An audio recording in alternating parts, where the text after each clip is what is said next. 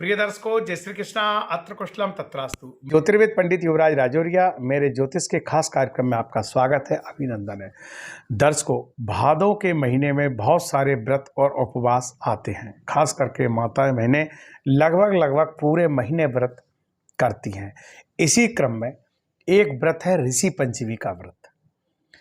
इस व्रत को करने से सप्त ऋषि प्रसन्न होते हैं। आखिर में हम हैं तो सभी ऋषियों की ही संतान, इसलिए हमें ऋषियों के निमित्त भी कोई ना कोई व्रत, पूजन, दान इत्यादि अवश्य करना चाहिए। दर्शकों, भाद्रपद शुक्ल पक्ष पंचमी गुरुवार दिनांक 1 सितंबर 2022 को ऋषि पंचमी का व्रत होगा। ऐसा लिखा है शास्त्रों में, पूजा व्रतेषु सर्वेषु मध्याह्न व्यापिनी तिथिरिति दिनद्वय मध्याह्न व्याप्ताम व्याप्तो या पूर्वेवा। यानी जो तिथि मध्याह्न में व्याप्त हो उस दिन ऋषि पंचमी का व्रत करें। यदि मध्याह्न में 2 दिन तक पंचमी तिथि रहे तो पहले वाली पंचमी को यह व्रत करना चाहिए। इसी क्रम में हमको इस बार 1 सितंबर गुरुवार को यह व्रत करना है। दर्शकों, इस दिन खास करके सप्त ऋषियों की पूजन होती है। सप्त ऋषि हैं कश्यप, अत्रि, भारद्वाज, विश्वामित्र, गौतम, जमदग्नि, वशिष्ठ। इन सप्त ऋषियों एवं सप्त ऋषियों के साथ में वशिष्ठ ऋषि की जो पत्नी है अरुंधति, उनका विशेष रूप से षोडशोपचार से पूजन करना चाहिए। इस दिन माताएं, बहनें और पुरुष भी इस व्रत को कर सकते हैं। क्यों?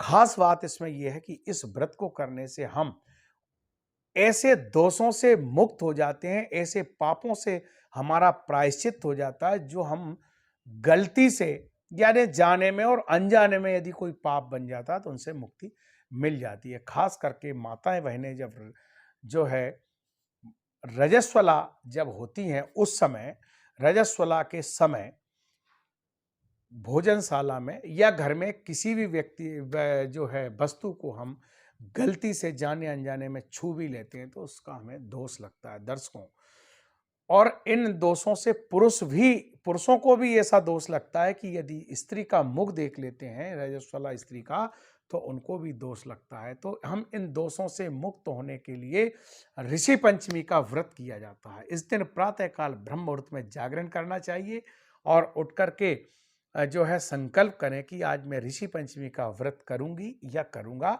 और भगवान मुझे जो है आज व्रत करने की सामर्थ्य प्रदान करे। उस दिन काम, क्रोध, लोभ, मोह, मत्सर, माया, इनसे दूर रहना चाहिए। प्रातःकाल लिखा तो शास्त्रों में यह है कि इस दिन गंगा में स्नान करके और आकर के पूजन करें, परंतु गंगा मैया हर जगह उपलब्ध नहीं है। अतः किसी भी पवित्र नदी में जाकर के या किसी तालाब, पोखर या जलाशय में, कहीं भी कुआं, बावड़ी में पर जाकर स्नान करें। नहीं संभव नहीं हो तो हम घर में भी स्नान करें, परंतु घर में ऐसी व्यवस्था करें कि कुछ इसकी एक क्रिया है, जैसे 108 बार हाथ धोना है मिट्टी से। मिट्टी पीपल के वृक्ष के नीचे की, बामी की, तुलसी के वृक्ष के नीचे की मिट्टी या किसी तीर्थ की मिट्टी या होना चाहिए। और जो जल जिससे हम हाथ धो रहे हैं, स्नान कर रहे हैं, उसमें थोड़ा गोबर, गौमूत्र, गंगा जल इत्यादि भी उसमें हम डाल लें।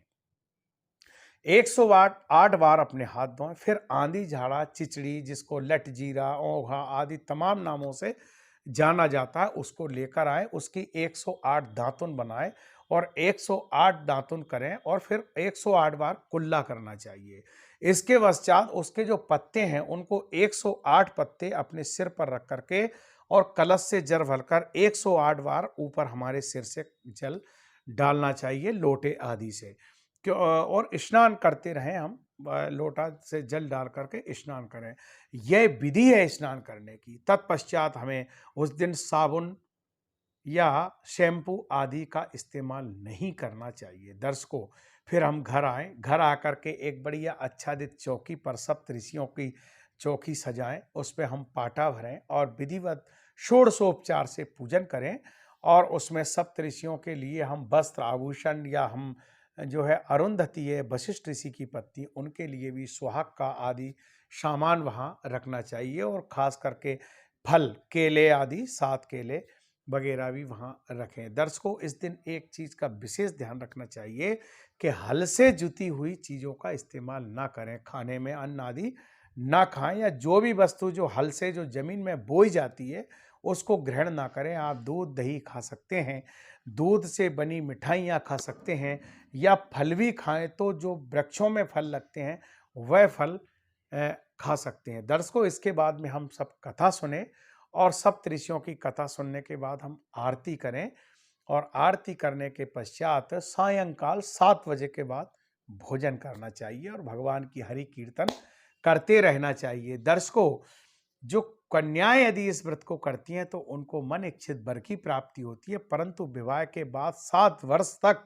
इस व्रत को अवश्य करना चाहिए। इसके बाद में इसका उद्यापन किया जाता है। दर्शकों, उद्यापन की भी वही विधि है, सप्तऋषियों का पाटा भर के किसी ब्राह्मण को, विद्वान ब्राह्मण को बुलवा करके और सप्तऋषियों का पूजन करें, हवन करें और संकल्प आदि करके जो है इसका उद्यापन करें और ब्राह्मणों को दान दक्षिणा दें और वस्त्र आदि का दान देकर के विदा करें। ऐसा करने से हम जाने अनजाने में किए गए पापों से हम निश्चित मुक्त होते हैं। दर्शकों, भादों के महीने में बहुत सारे व्रत और त्योहार हैं।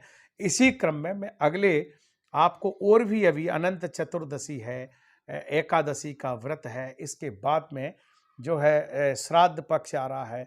मेरे YouTube चैनल को आप देखें तो आपको तमाम 30 त्योहार शास्त्रोक्त विधि से आपको बतलाए जाते हैं। इसके बाद में ग्रहों का जो सौरमंडल में ग्रह राशि परिवर्तन करते हैं गोचर में, उनका भी आपको राशि के अनुसार विवरण आपको बताया जाता है एवं उनके उपाय भी दिए जाते हैं। अतः आप मेरे चैनल को सब्सक्राइब करें और शेयर अवश्य करें। जय श्री कृष्णा।